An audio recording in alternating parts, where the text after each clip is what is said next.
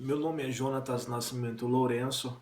Vou fazer a apresentação do trabalho de conclusão de curso, a banca e o tema proposto é a execução de pena e a ressocialização no âmbito penal. O presente trabalho abordará a execução de pena e a ressocialização no âmbito penal.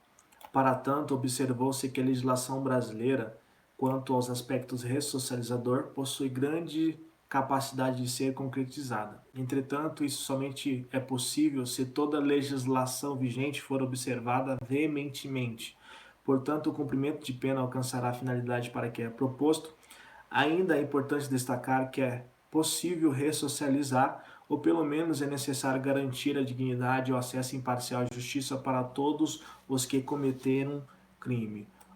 O problema de pesquisa encontrado no presente trabalho foi como ressocializar presos à vida em sociedade de forma eficiente. Os objetivos da presente pesquisa, do presente trabalho, os objetivos gerais, é de descrever as formas de execução de pena no Brasil, discutir a não incidência e reincidência penal, demonstrar a potencialidade do Poder Legislativo, e também os objetivos específicos são de avaliar a forma do cumprimento da pena, sintetizar a eficiência da ressocialização de presos e identificar o real papel do Estado na ressocialização.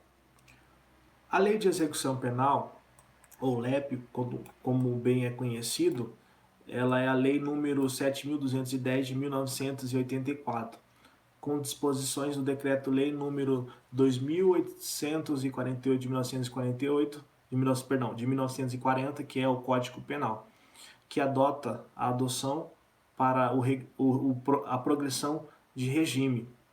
Ou seja, é um direito que toda pessoa que foi condenada por algum crime com pena privativa de liberdade prevista na forma do artigo 33, parágrafo 2º do Código Penal, ela nada mais é do que a possibilidade do preso passar para o regime prisional em que está cumprindo para um regime mais benéfico em que este possa ir. O correto, na verdade, da nomenclatura é dizer que é progressão de regime e não progressão de pena. O regime fechado é um regime severo e a regra está no artigo 34 do Código Penal. O condenado fica sujeito a trabalho no período diurno e a isolamento durante o repouso noturno. O condenado, em regra geral, que seja primário, ou na verdade aquele que a pena sua como seja superior a 8 anos, esse já estará cumprindo pena no regime fechado. E será na penitenciária que será cumprido a sua pena. E para nós entendermos melhor isso do regime, na penitenciária, o artigo 33, parágrafo 1º, a linha A dispõe de que o estabelecimento adequado para o regime fechado será o de segurança máxima ou média.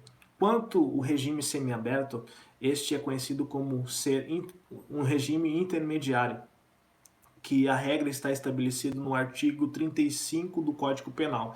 O condenado fica sujeito a trabalho em comum durante o período diurno, em colônia agrícola, industrial ou estabelecimento similar, e a pena tem que ser a superior a 4 anos e inferior a 8, desde que não seja reincidente. E o réu fará jus a este regime. Em alguns casos, aqui no Paraná está sendo adotado o regime semiaberto harmonizado. E até aqui na cidade de Londrina, na comarca, alguns juízes estão até progredindo, estão se utilizando desta forma de regime semiaberto harmonizado para diminuir a população carcerária ou para diminuir esta questão humanitária que existe no nosso Brasil, no nosso ordenamento, que é a massa carcerária muito grande. O regime aberto se baseia na autodisciplina e senso de responsabilidade do condenado. A regra está estipulada no artigo 36 do Código Penal. Portanto, o condenado não reincidente a pena inferior a 4 anos fará jus a este regime.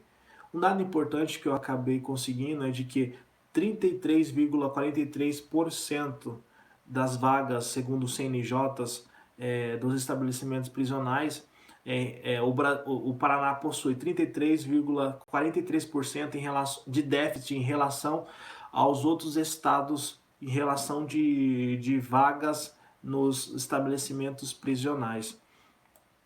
O que seria pena? Pena seria toda imposição imperativa do Estado a qualquer um que pratique uma infração penal. Ou seja, quando há existência de um fato típico, ilícito e culpável, o Estado fará valer o seu ius puniendi. Em dúvida pro réu, a situação de dúvida razoável só pode beneficiar o réu. Em toda situação de dúvida deve-se absolver o réu.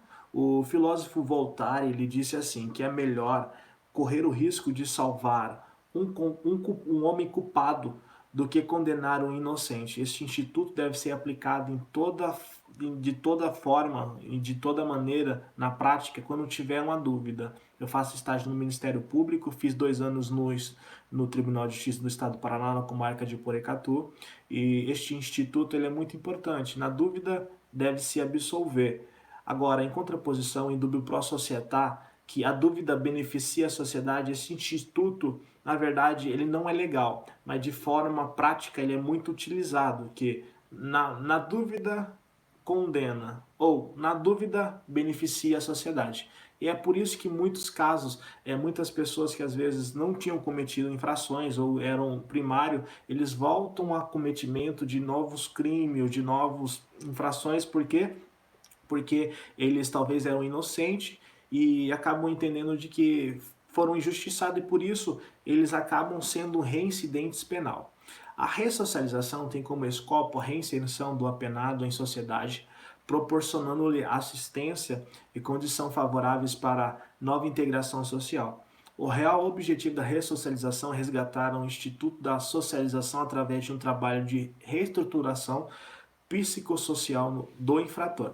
Portanto, é necessária a promoção de oportunidades que demonstram ao apenado de que existe a possibilidade de mudança e que a criminalidade em nada favorece. As considerações finais eu coloquei aqui um rol taxativo de maneira bem simples, de maneira didática, de que a execução penal no Brasil ela é bem estruturada. Esse é um pensamento que eu tive, posicionamento que eu acabei adotando conforme a presente pesquisa, o presente trabalho de conclusão de curso. Segundo, a falta de recursos em decorrência dessa... Existe uma boa estrutura no Brasil, a execução e o Código Penal são bem estruturados, só que a falta de recursos para colocar a teoria em prática é um dos princípios, é um dos fundamentos para que a lei não funcione de maneira que ela está escrita no Brasil. Então, isto é um pré-questionamento que eu tive, é uma consideração que eu acabei entendendo no final, de que a falta de recurso acaba com que a teoria não se concretize na prática. A prisão mal aplicada não ressocializa. Então, assim, se a prisão ela é mal aplicada e ela é de forma arbitrária utilizada, ela não ressocializa. Esse é a finalidade da execução penal e do Código Penal, de ressocializar aquele que cometeu crime. Não basta nós queremos reformular toda a execução penal, nós temos que reformular, na verdade, a nossa forma de pensar. Por quê? Se instaurou um inquérito policial. Antes da deflagração da ação penal, se instaurou um inquérito. Se há uma dúvida de autoria e materialidade, ali o Ministério Público tem o dever e o direito de propor o arquivamento. Por quê? Porque já ali começa o processo ressocializatório.